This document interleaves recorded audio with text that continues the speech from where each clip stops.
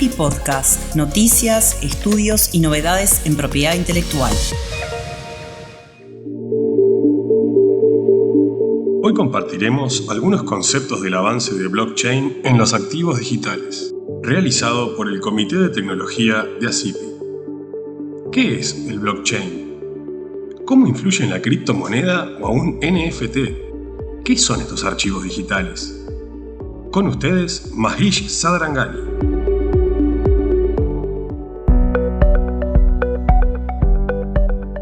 Muy buenos días, tardes, noches, en donde estén escuchando esta nueva edición del podcast de ACIPI. Mi nombre es Mahish Sadarangani, de la firma chilena Claro y Compañía, y hoy junto a dos colegas y amigos del Comité de Tecnología conversaremos sobre el avance del blockchain en los activos digitales. Sobre este asunto hay mucho que conversar y debatir, pero para sacarle provecho a los pocos minutos que tenemos, abarcaremos el tema principalmente en dos tipos de activos digitales, como son las criptomonedas, en particular el Bitcoin, y lo que se conoce como NFT o token no fungible. Dicho esto, para mí es un placer presentarles a quienes me acompañarán hoy. En primer lugar, el presidente del Comité de Tecnología y socio de la firma colombiana Olarte Moure, Juan Felipe Acosta. Bienvenido, Juan Felipe, ¿cómo estás? Pues feliz, Mahish, de ver que este proyecto del comité se volvió una realidad, que ya tiene varias sesiones, que tiene ahora el honor de tener presentadores del nivel que tenemos hoy desde Chile para el mundo. Entonces, no, feliz de estar acá, esta vez como invitado.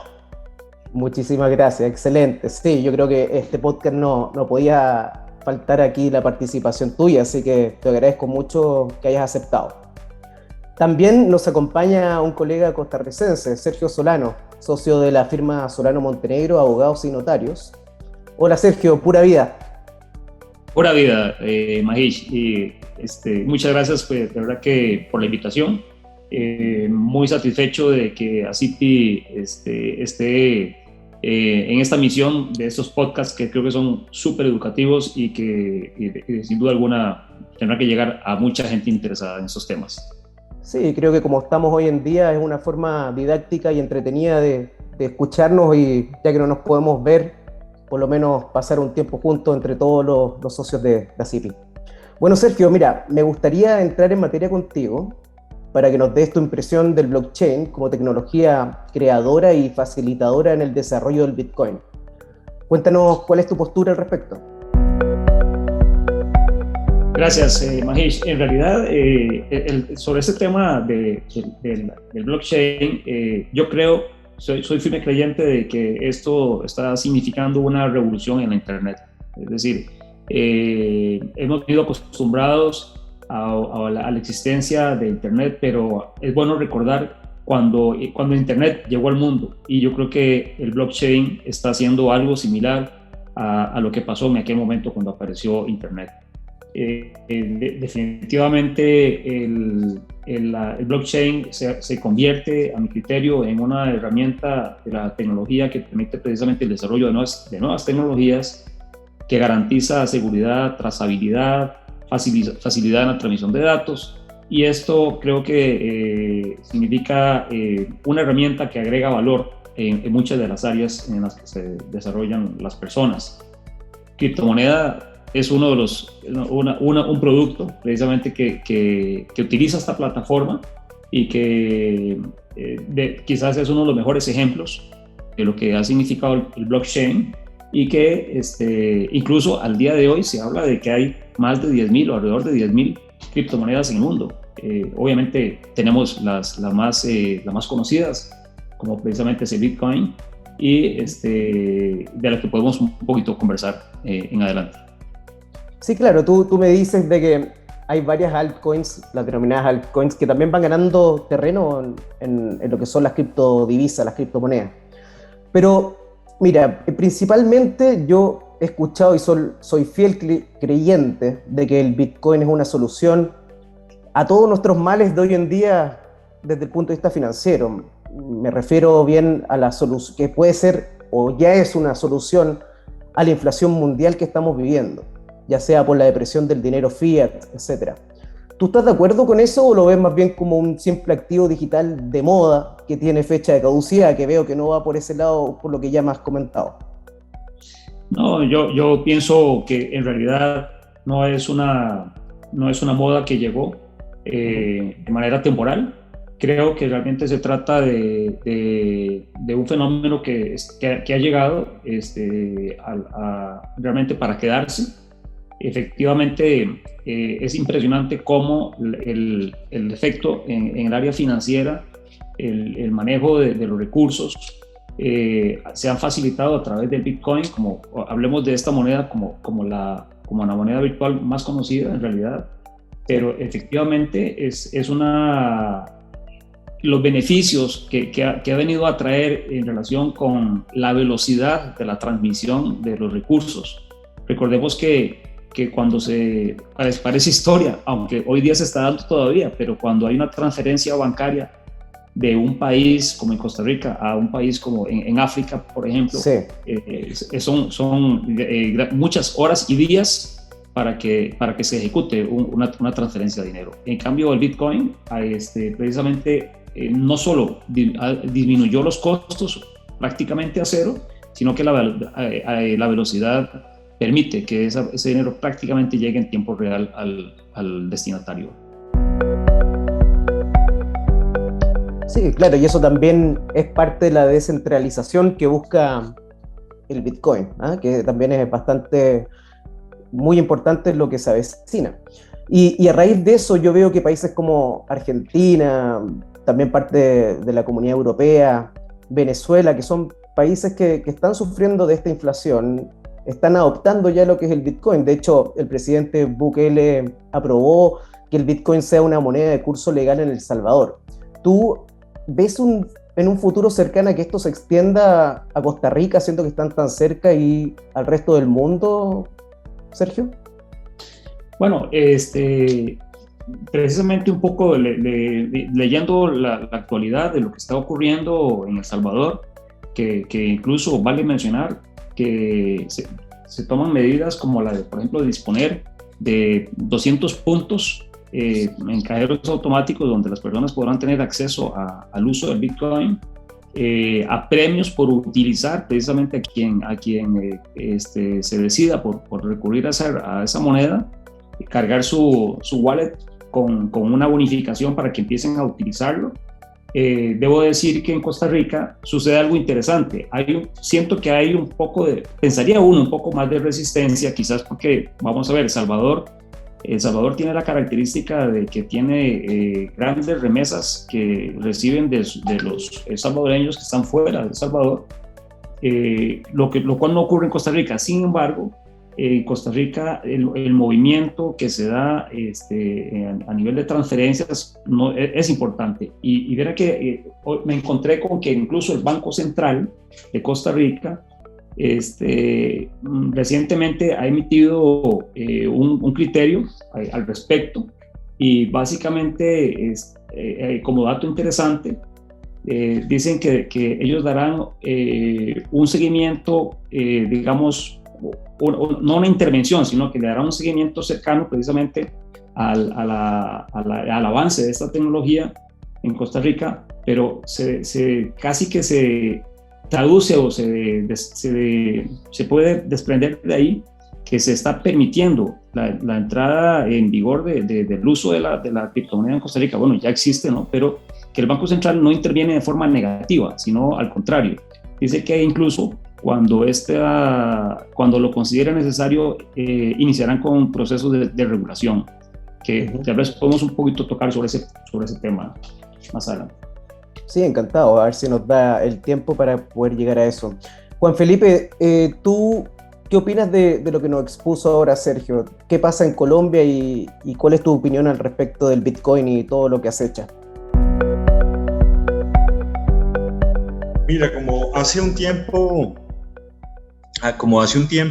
cuando empezamos a estudiar este tema, lo anunciamos de alguna manera. Blockchain era un concepto y una idea en desarrollo, y digamos de alguna manera no se iba a saber su alcance hasta no empezar a ver todo lo que podía potencialmente derivarse de allí. Y yo creo que hoy en día estamos viendo, uno, que las criptomonedas no llegaron para irse, han demostrado que una gran resistencia a lo que se denomina en tecnología el sistema inmune. Los bancos en general están optando por adoptarlas.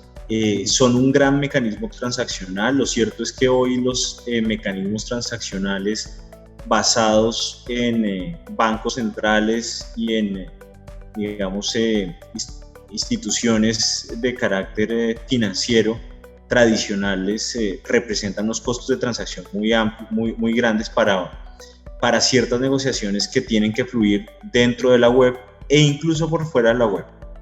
Evidentemente, también representan una dificultad para las autoridades gubernamentales que estaban acostumbradas a controlar a los bancos e identificar eventualmente las operaciones que les parecían sospechosas y obtener la información financiera que consideraran para perseguir el crimen internacional.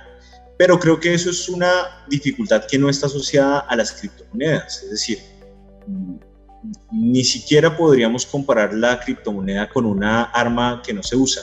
Las armas que no se usan, eventualmente usadas, pueden matar a una persona, pero las criptomonedas realmente son un medio, un instrumento muy útil, sumamente útil, proveen seguridad, proveen facilidad, proveen movilidad y en últimas son una expresión económica que necesariamente va a afectar incluso cómo percibimos el dinero tradicional. Así es. Entonces, sí, perdón. Es que justamente cuando hablaste viste el ejemplo del arma, se me vino a la cabeza el cuchillo, que el cuchillo hay quienes lo utilizan para salvar vidas, ¿no? Los doctores y gente que lo utiliza para matar. Entonces al final el problema no es el cuchillo, sino que cuál es el fin de utilizar el cuchillo. Y en eso estoy totalmente de acuerdo contigo, Juan Felipe. Ahora, yo quiero salir un poco de los activos digitales fungibles para irnos a los no fungibles, como los NFT. Sigla de la cual yo creo que mucha gente no está tan familiarizada. Entonces, ¿tú nos podrías explicar, Juan Felipe, qué son los NFT muy brevemente y el papel que juega el blockchain en ellos? Claro que sí. Pues en principio la idea de fungibilidad siempre ha existido. Lo fungible es aquello reemplazable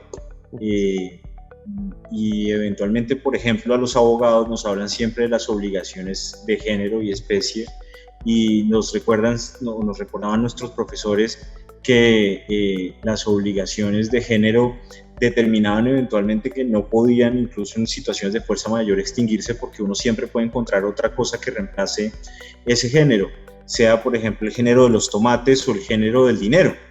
El mundo digital, y de ahí que eventualmente uno de los grandes retos de la propiedad intelectual haya sido precisamente la red de Internet, por la capacidad tan amplia que tiene para que cualquiera que así lo desee reemplace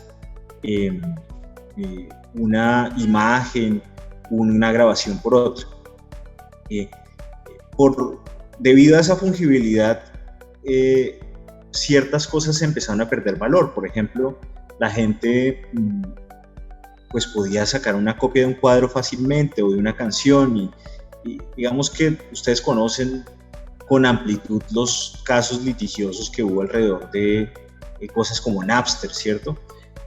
Pues los NFTs son una aplicación de blockchain que permite eventualmente, a partir de utilizar esa tecnología, escribir, digamos, como dirían los expertos en tecnología, en los bordes de esa tecnología y crear activos que no pueden ser reemplazables.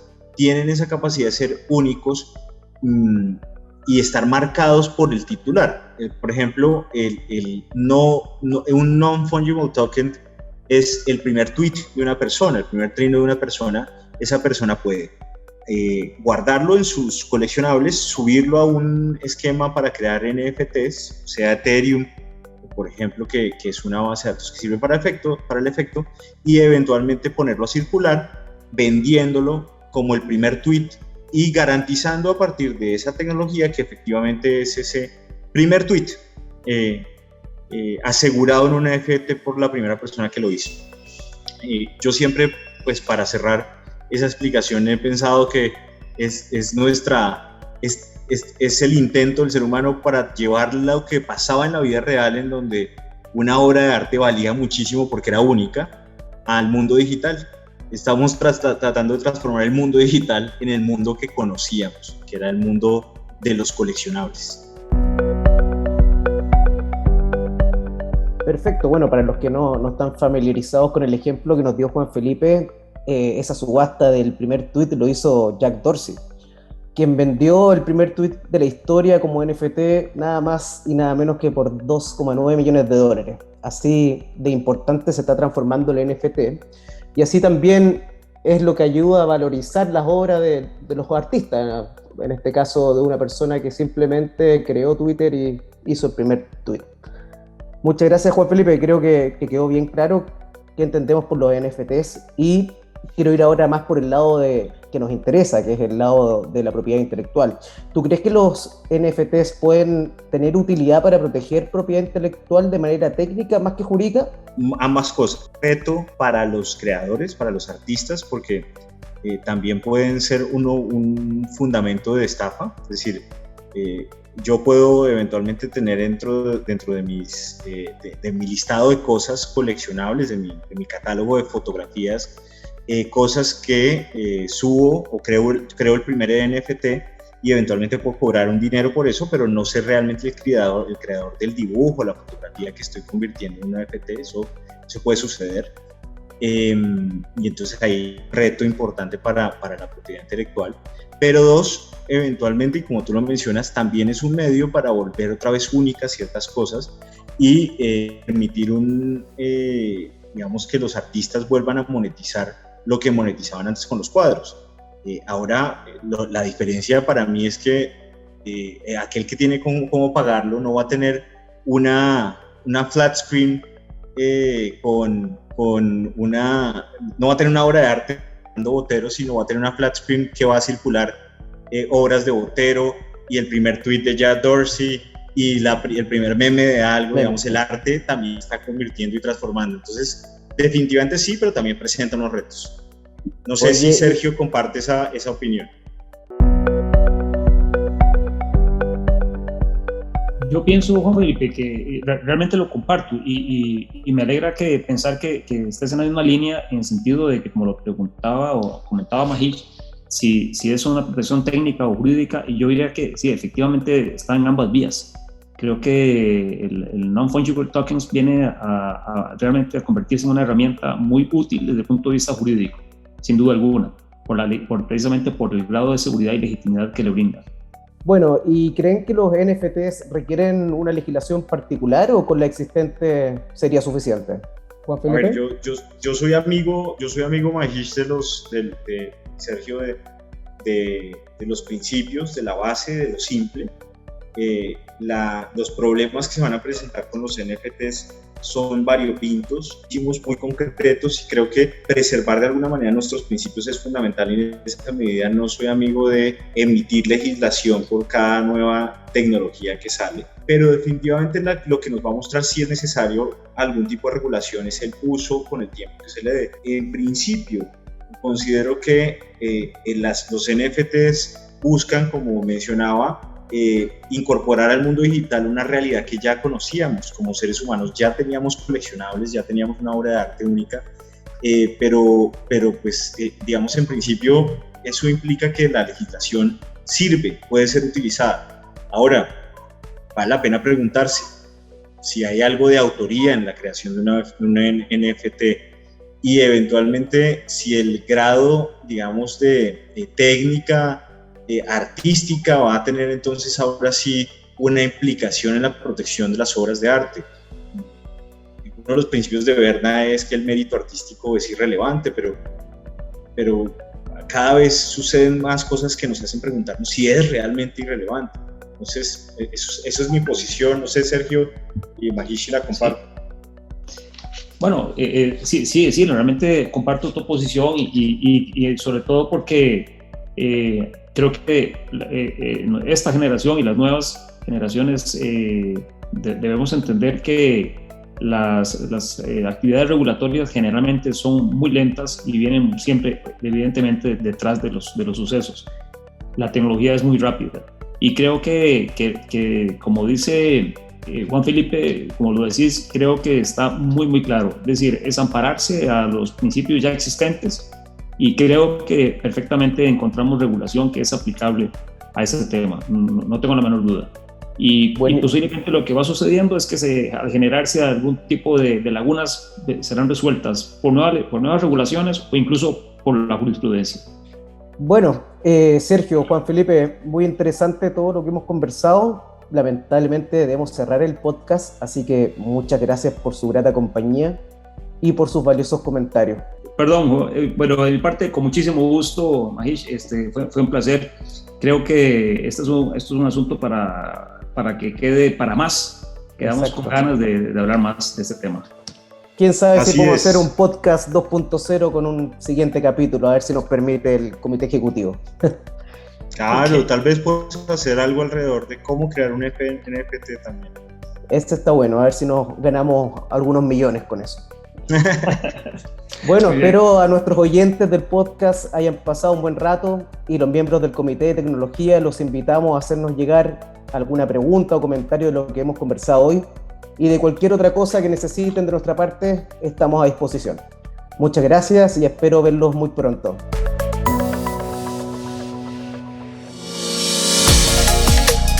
ACIPI Podcast, noticias, estudios y novedades en propiedad intelectual.